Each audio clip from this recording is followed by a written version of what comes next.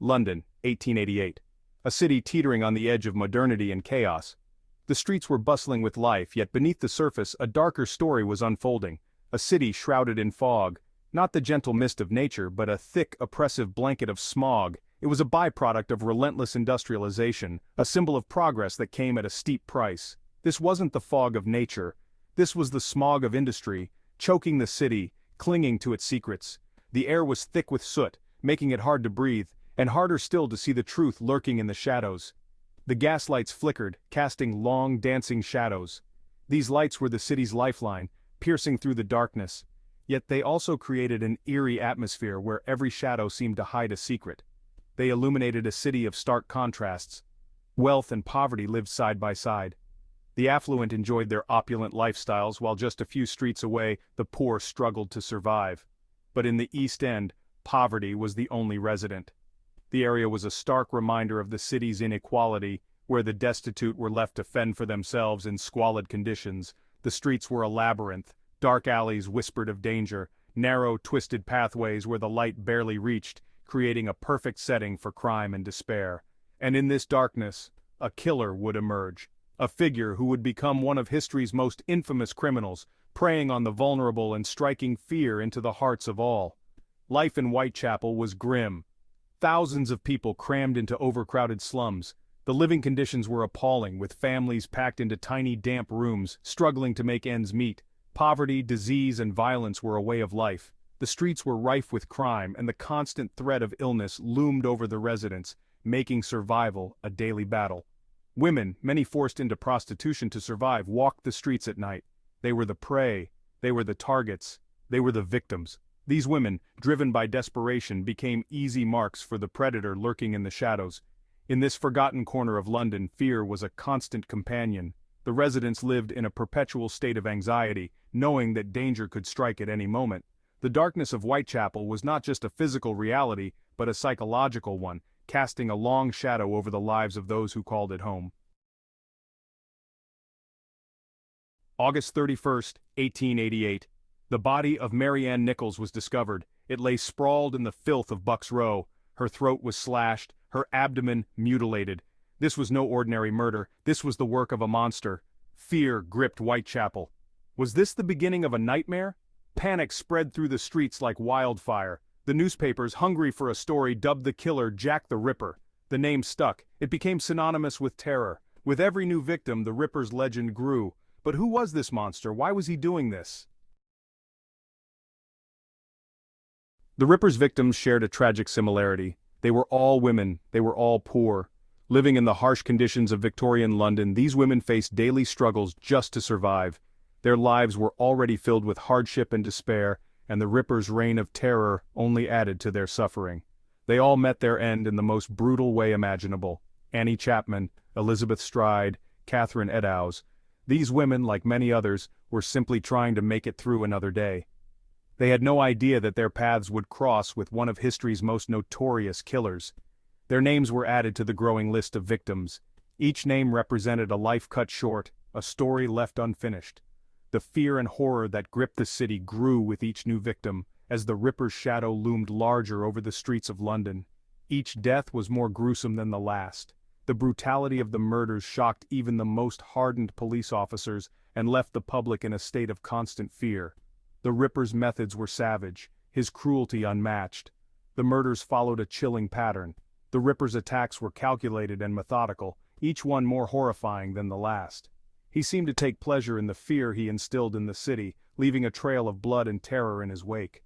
The Ripper often chose weekends. It was during these times that the streets were bustling with activity, making it easier for him to blend into the crowd and select his next victim. The weekends, once a time for rest and socializing, became a period of dread and anxiety for the residents of London. He selected his victims from the darkness of the night. The cover of darkness provided him with the perfect opportunity to strike, and the narrow, winding alleyways of Victorian London became his hunting ground. The city's poor and vulnerable were his prey, and he showed no mercy, and he left their mutilated bodies on display. The gruesome scenes he left behind were a macabre message for the city to see. Each body was a testament to his brutality, a chilling reminder of the danger that lurked in the shadows. A macabre message for the city to see. The newspapers were filled with lurid details of the murders, and the public's fear and fascination grew with each new report. The Ripper's name became synonymous with terror, and his crimes were the talk of the town. The city was on edge. The once lively streets of London were now filled with fear and suspicion. People looked over their shoulders, wary of every shadow and stranger. The Ripper's reign of terror had cast a dark cloud over the city, and no one felt safe. The police were under immense pressure. The public demanded answers, and the authorities were desperate to catch the killer. The investigation was intense, with officers working around the clock to piece together clues and track down leads. They had to catch Jack the Ripper. The pressure was mounting and the stakes were high. The police knew that every day the Ripper remained free, more lives were at risk. The hunt for the killer became an all-consuming mission, but the Ripper was always one step ahead. But how do you catch a shadow? The Ripper seemed to vanish into thin air after each murder, leaving behind only fear and confusion. The mystery of his identity and the brutality of his crimes have haunted the city for over a century.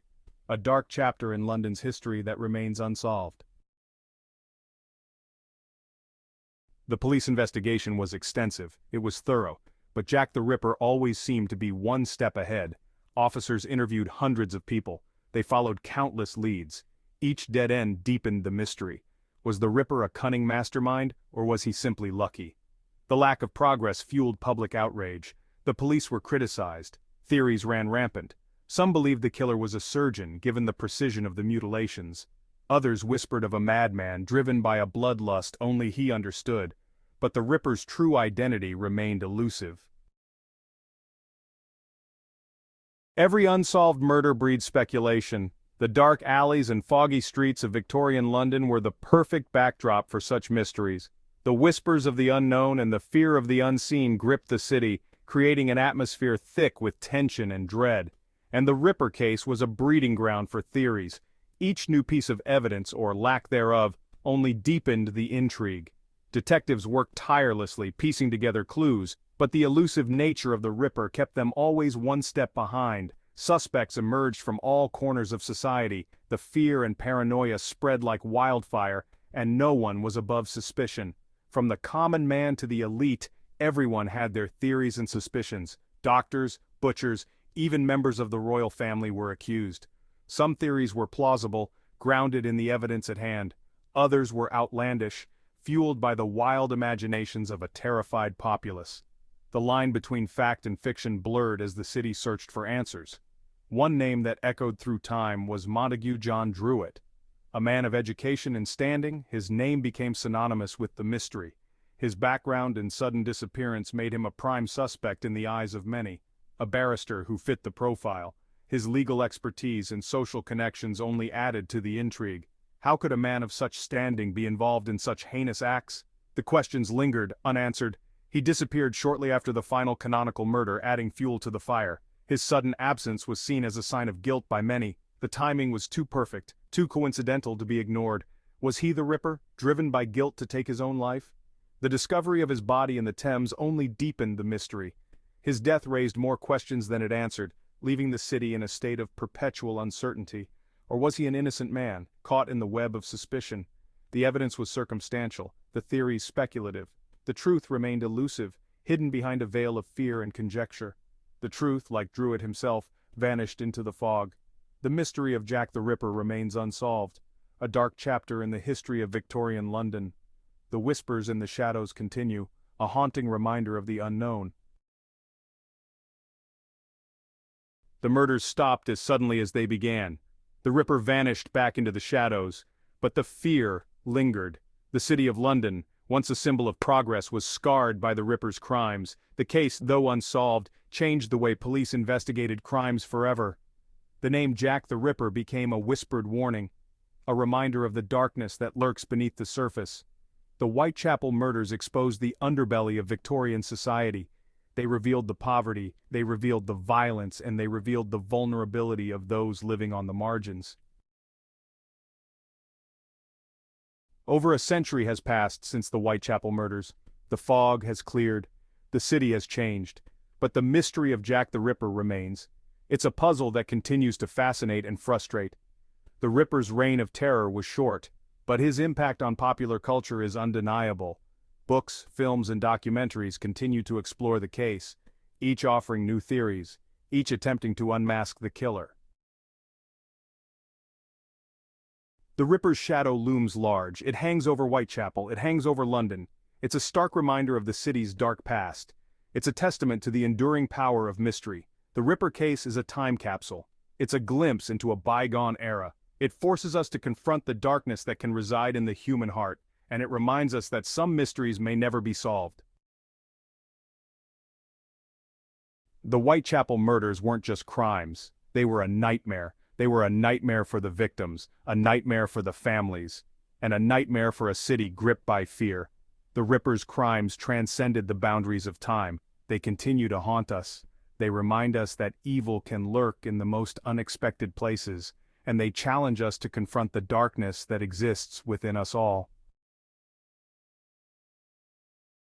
The search for Jack the Ripper continues. Modern-day detectives armed with new technology revisit the case. DNA evidence is analyzed, profiles are re-examined, but the answers remain elusive. Was Jack the Ripper a brilliant criminal mastermind, or was he simply a product of his time and circumstance? The debate rages on, and the mystery of his identity deepens with each passing year. Jack the Ripper. The name alone conjures up images of fog-choked streets, images of fear-stricken faces, and images of brutal, unsolved murders. He is a ghost story, a true crime enigma. The Whitechapel murders serve as a chilling reminder, a reminder that some mysteries may never be solved, but that won't stop us from searching. We'll continue to seek answers, we'll continue to try and understand, because the human need to make sense of the senseless is as strong as the mystery itself.